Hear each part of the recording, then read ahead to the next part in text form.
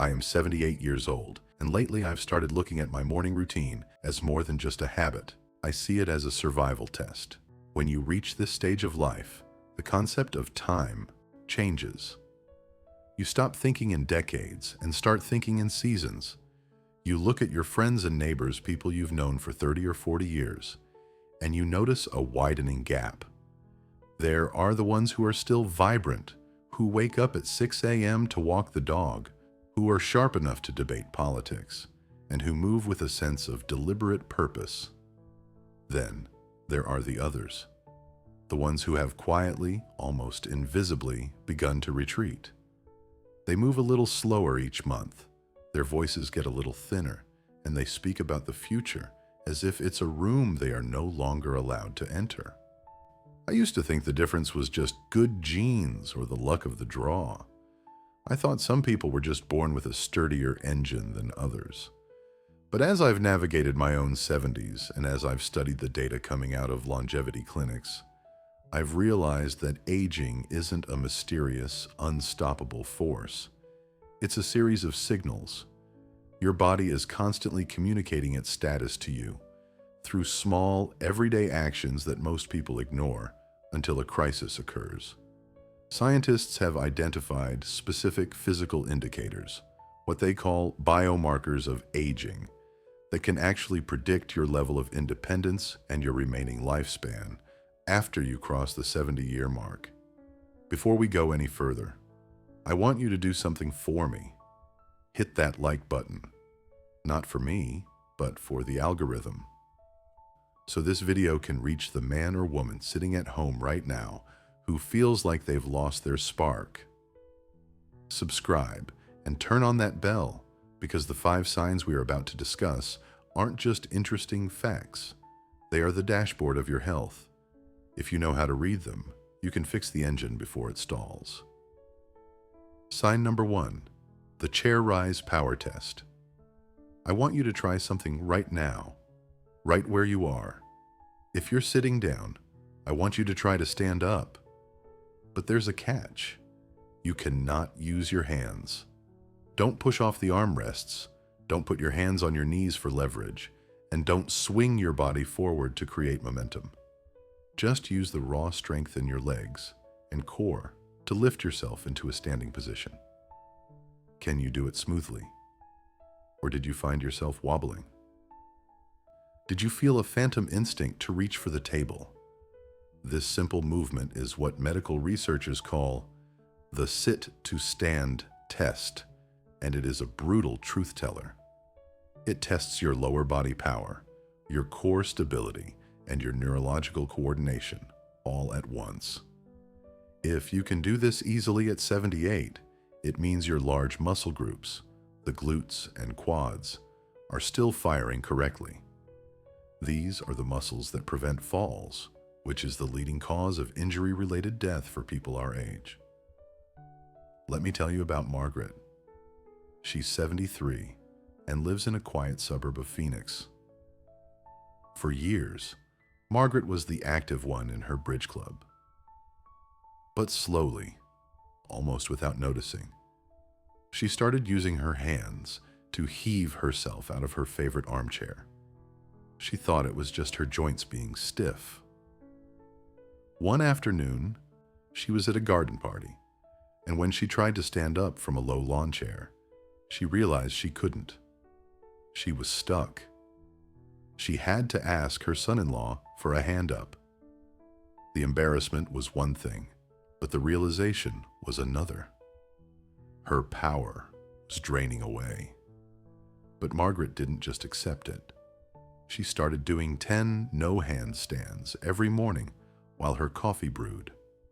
The first week, she had to keep a countertop nearby just in case. By month 2, she was doing 20 repetitions without a flinch. When I saw her last month, she stood up from a deep sofa like she was 30 again. That's the beauty of this sign. Unlike your birth certificate, your leg power can actually be rolled back. If you're struggling with this today, it's not a death sentence. It's a wake-up call to start squatting. Your mobility is your freedom, and your freedom is your life. Sign number 2, the walking speed indicator. This one sounds almost too simple to be scientific, but it's actually one of the most respected predictors of longevity in the medical world. It's your natural gait speed.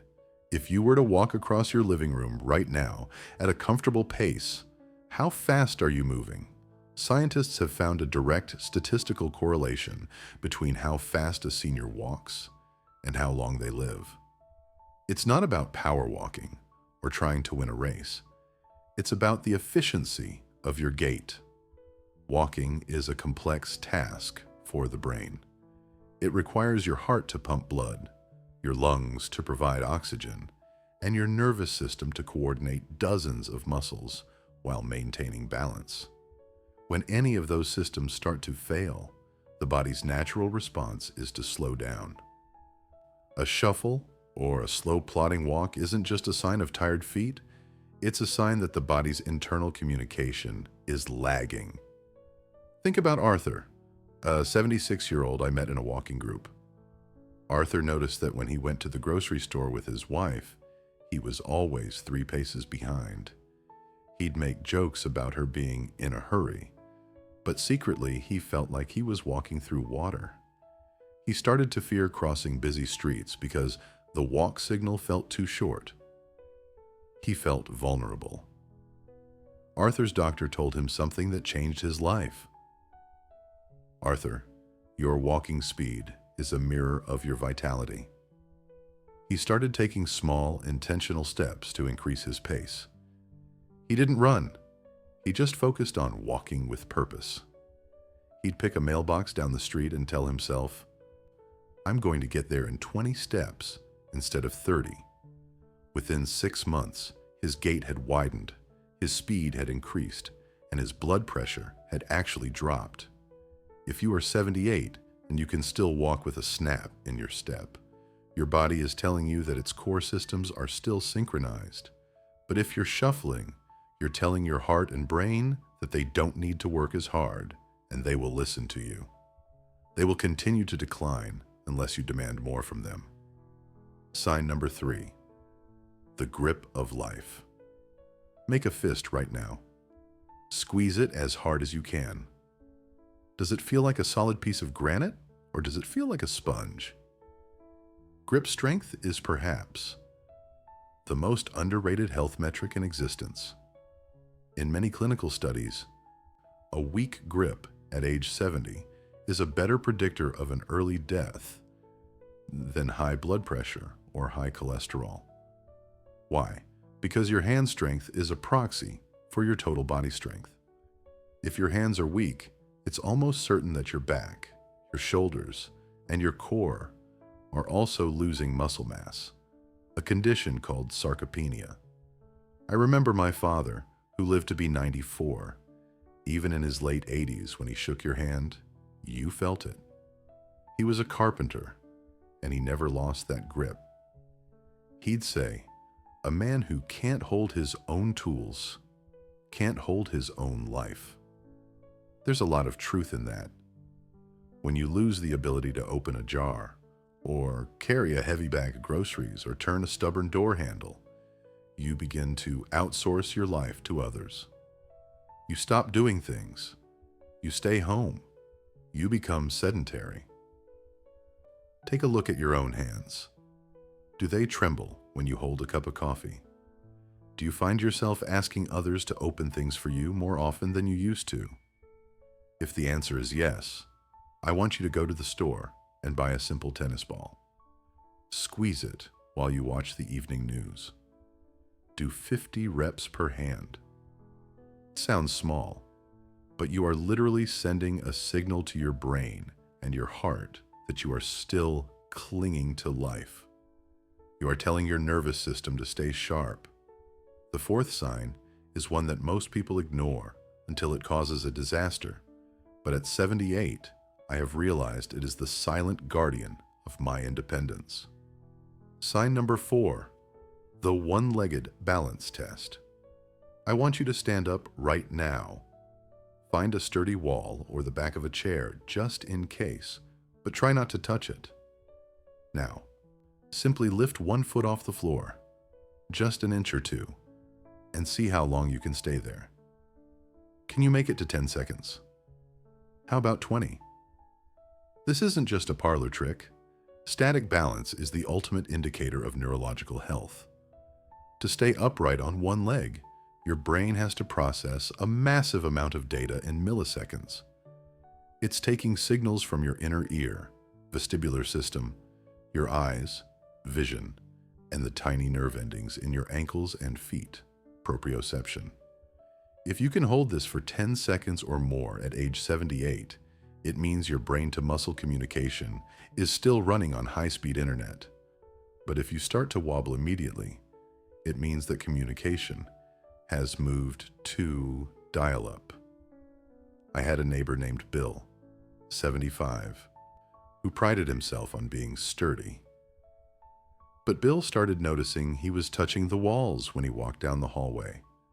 At night, he'd say, "The floor feels a bit uneven today." He wasn't losing his mind, he was losing his balance. Because he ignored this sign, a simple trip over a rug ended in a fractured hip. In our 70s, a hip fracture isn't just an injury, it's a statistical turning point. But here's the secret. Balance is a use it or lose it skill. I started brushing my teeth while standing on one leg. I do 30 seconds on the left, then 30 seconds on the right. At first, I looked like a drunken sailor, leaning against the sink for dear life. But now, I'm 78 and I can stand like a flamingo. By challenging your balance, you are forcing your brain to rewire its coordination. You are literally making your nervous system younger. If you can balance, you can move. If you can move, you can live. Sign number 5, the rising pulse recovery. This is the only sign that involves a bit of math, but it's the most important one for your heart. It's called heart rate recovery. Your heart's ability to calm down after exertion is a direct window into your longevity. Try this later today. Walk up a flight of stairs or do a brisk 2-minute walk until you're slightly out of breath. Then, sit down and see how long it takes for your breathing to return to normal. If you feel back to base within 60 to 90 seconds, your cardiovascular system is remarkably resilient. But if you're still huffing and puffing 5 minutes later, your heart is struggling to keep up with the demand. I remember a woman named Sarah, 72, from my community garden. She noticed that after just a few minutes of weeding, she had to sit down for 10 minutes to catch her breath. She thought it was just old age, but her doctor explained that her heart had become deconditioned. It wasn't that her heart was failing, it was that it had forgotten how to be efficient. Sarah started doing interval walks, walking fast for 1 minute, then slow for 2. Within 3 months, her recovery time dropped from 6 minutes to less than 2. She didn't just feel better, she looked younger. Her skin had more color because her circulation was actually doing its job. The X factor, emotional resilience. While the first 5 signs are physical, there is a 6th hidden sign that I've seen determine the lifespan of everyone I know: emotional adaptability. Scientists have found that after 73, your will to engage is a biological switch. When we become cynical, when we stop learning new things, or when we allow ourselves to become isolated, our bodies literally begin to shut down. Stress hormones like cortisol spike, causing inflammation that eats away at our joints and our memories. I've seen it happen. I've seen men retire at 70 with millions in the bank, but they have no hobbies, no friends, and no reason to get out of bed. Within 2 years, they look like they've aged a decade. Then I see women like my friend Dorothy, 81, who decided to learn how to paint watercolors last year. She's not very good at it, but she's learning. That learning state keeps the brain in a growth mode instead of a decay mode. Your body listens to your mind. If you tell yourself, "I'm an old man, woman now," your cells will agree with you. They will slow down their repair processes. But if you stay curious, if you keep a social circle, even if it's just one or two people you talk to daily, you are sending a life signal to every organ in your body. Recap and your starting line. Let's look at the scoreboard. Can you stand from a chair without hands? Do you walk with a snap in your step? Is your grip firm? Can you stand on one leg for 10 seconds? Does your heart recover quickly? If you struggled with any of these today, do not be discouraged. Be grateful. At 78, I have learned that the most dangerous thing in the world is a symptom you can't see. These 5 signs are your early warning system. They are giving you the chance to pivot.